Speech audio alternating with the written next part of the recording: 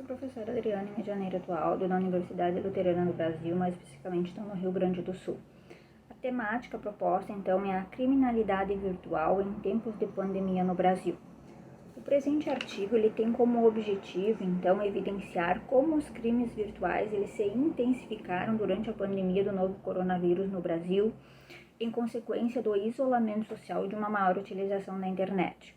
O trabalho ele procura responder a seguinte questão: como o mundo jurídico ele pode encontrar soluções viáveis para conter os crimes virtuais, adequando-se às crescentes inovações do mundo tecnológico.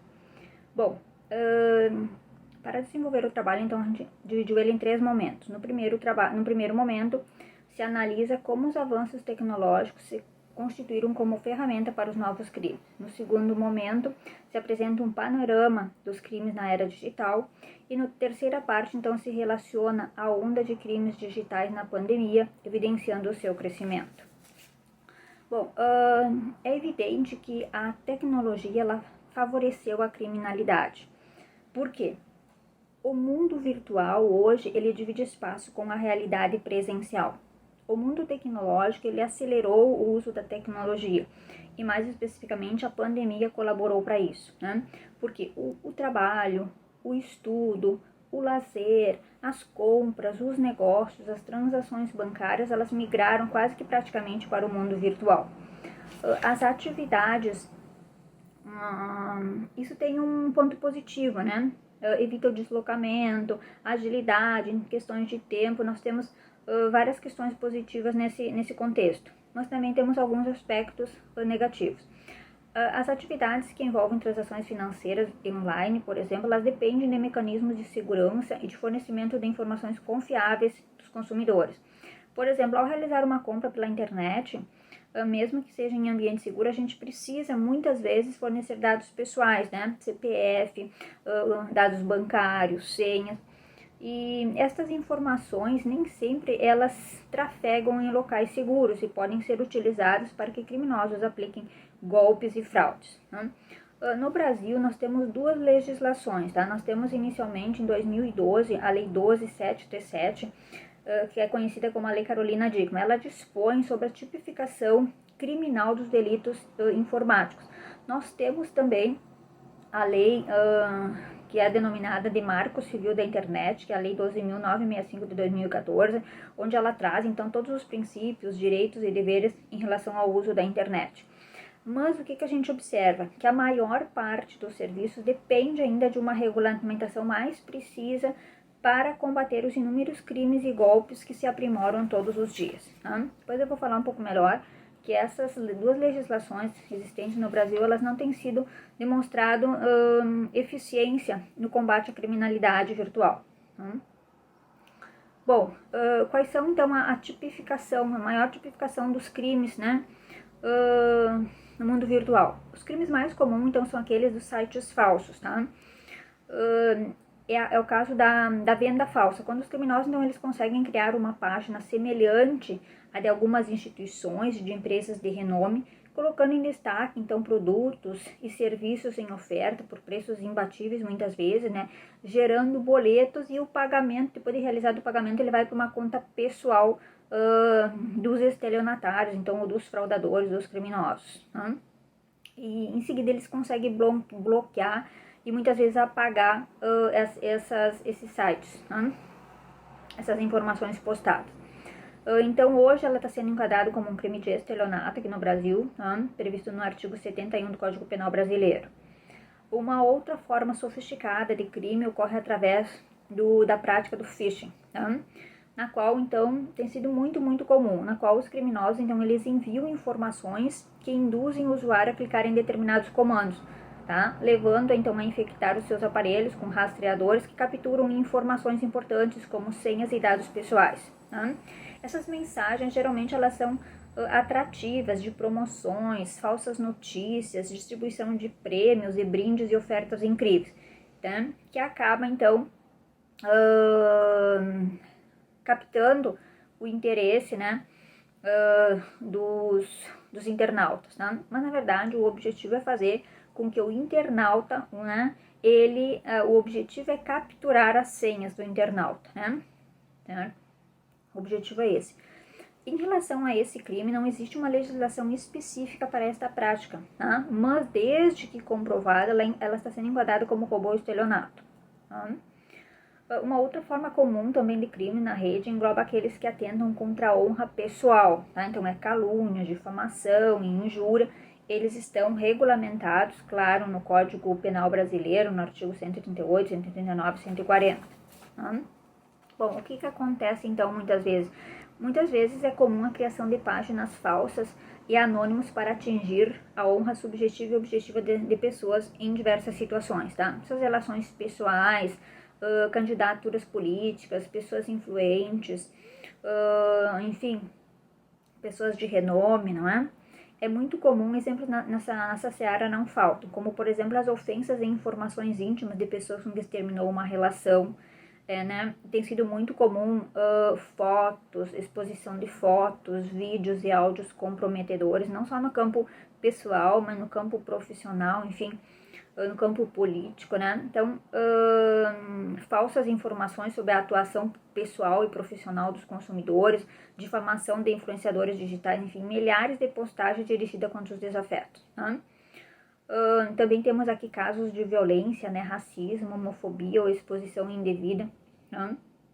Violência contra as mulheres, pedofilia, injúria racial, preconceito contra a escolha sexual, né? Então, e que muitas vezes isso acaba fazendo através de fotos, vídeos e áudios, tá? Que servem de instrumentos para a comprovação da criminalidade. A pedofilia, ela tem sido combatida pelos órgãos de segurança muito exemplarmente aqui no Brasil. Né?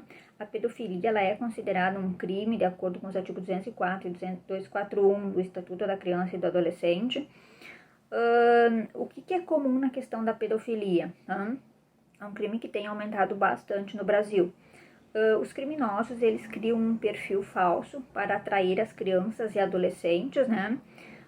Então, fazem-se passar por pessoas semelhantes, procurando aliciar as crianças e adolescentes para que se exponham intimamente, tá? Ou até mesmo concordem em se encontrar pessoalmente com esses criminosos, tá? Então, a gente tem tipificação para esse crime, tá? Bom, a gente observa que nós temos várias tipologias de crimes, né, que favorecem os criminosos por conta da era digital. O que a gente observa no sistema brasileiro é uma fragilização no combate desses crimes pela legislação. Tá? Como eu falei, nós temos aquelas duas legislações, tá? O Marco Civil da Internet e a Lei Carolina Dickmann, que elas ainda se mostram insuficientes para o combate e principalmente a sua intensificação durante a pandemia no Brasil. Tá? Bom, o que aconteceu com a chegada da pandemia, né? Não só no Brasil, mas acredito que em todos os países. Houve uma mudança rápida e drástica para o mundo do trabalho virtual que, de certo modo, impediu que as empresas e os trabalhadores pudessem se atualizar em tempo hábil para se prevenir e adotar as medidas necessárias para combater os crimes cibernéticos, né? A pandemia, ela iniciou em 11 de março de 2020, né? Ela foi decretada pela Organização Mundial da Saúde e foi uma medida muito rápida, né? Muito drástica e que ninguém, né? Os consumidores, os grandes empresários, as grandes empresas, enfim, as áreas, os profissionais, ninguém teve tempo para se ajustar, né? Foi uma medida muito abrupta, muito rápida. Né? Então, ninguém teve tempo para adotar medidas de combate, de prevenção, coisa do tipo. Né? O isolamento social, ele também gerou o fechamento de fronteiras. Os criminosos, eles também tiveram que migrar para os crimes virtuais. Né? A pandemia, de certo modo, ela criou as condições para que boa parte dos crimes migrassem então do mundo real para o mundo virtual, pois houve um maior compartilhamento de informações que são importante fonte de dados para crimes cibernéticos, né? E nem sempre os sistemas de segurança garantem a proteção do sigilo de dados dos computadores. Né? E nós também, é cultural, a gente não tem muito cuidado ao navegar pelos sites, ao fazer uma compra, não é? ou a aquisição de um serviço. Então é uma questão de cultura também, a gente tem que mudar. Bom, de acordo com o Anuário Brasileiro de Segurança Pública, em 2020 o Brasil sofreu mais de 3 bilhões de crimes de ataques cibernéticos. Tá? Os que mais se destacam aí está em primeiro lugar, então, o phishing, que é o roubo de dados pessoais com 27%, seguido dos golpes de vendedores terceirizados em site de varejo online com 21% e fraude envolvendo caridade e arrecadação de fundos com 19%. Também seguem outros golpes em desempregados, ofertas de vacinas da Covid, curas e testes com 15%, seguro, fraude no envio de produto que a pessoa não recebe, enfim. Né? Então a gente vê que os números são bastante altos, eles cresceram bastante por conta de que o mundo real ele praticamente migrou para o mundo virtual. Né? Bom, no Brasil, como eu falava, então nós temos, o Brasil ainda ele está um passo atrás dos criminosos. Eu acho que os criminosos estão mais evoluídos, mais avançados no mundo tecnológico do que a legislação, infelizmente. Tá? Então o que a gente observa que ainda a nossa legislação brasileira ela se mostra ineficiente para o combate desses crimes. Tá bem? Respondendo então à problemática proposta, o direito ou a ciência jurídica deve estar em consonância com o desenvolvimento tecnológico, a fim de garantir então segurança jurídica para as operações realizadas no mundo virtual. Tá? A legislação, então, que ela já é antiga e ultrapassada, ela não consegue dar conta da engenhosidade com que as fraudes se renovem e se multiplicam. Tá?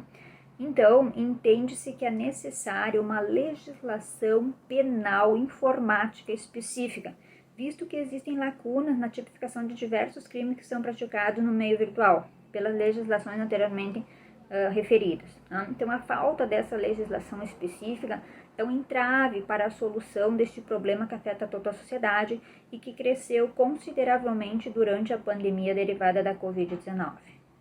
Então, meu muito obrigada a todos.